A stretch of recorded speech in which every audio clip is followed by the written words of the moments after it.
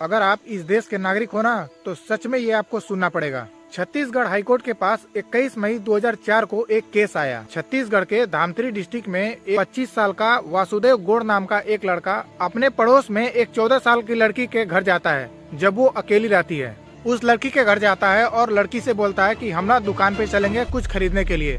तो लड़की बोलती है मेरे पास पैसा नहीं है। तो लड़का सोचता है कि यार मैं तो पकड़ा जाऊंगा क्योंकि मेरे पास तो पैसे है नहीं।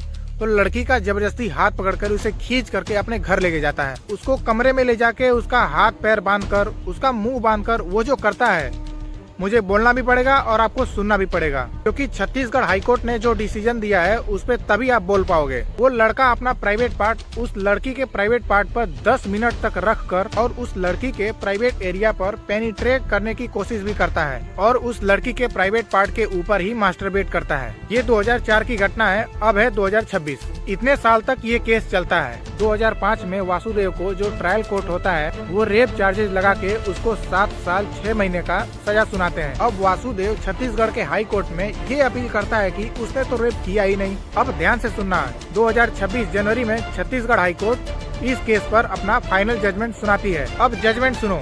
कोई भी लड़का किसी भी लड़की के प्राइवेट पार्ट पर अपना प्राइवेट पार्ट रखता है या उसे मास्टरबेट करता है तो उसे रेप नहीं माना जाएगा। वाह, बहुत बढ़िया। और कोर्ट वासुदेव गौड़ को 7 साल 6 महीने की सजा को 3 साल 6 महीने की सजा कर देता है और मात्र 200 रुपए की पेनल्टी लगाता है। मेरा सवाल है कोर्ट से, किसी लड़की का कपड़ा फाड़ देना, सेक्सुअल ट्रामा देना और इस लेवल पे चले जाना जो रियल में रेप ही है, और उसका सजा कितना है? सिर्फ 200 रुपए और सिर्फ 3 साल 6 महीने की सजा।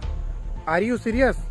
मैं तो ज्यादा कुछ बोलूंगा नहीं, कमेंट्स ओपन है, आप ही कुछ बोलो।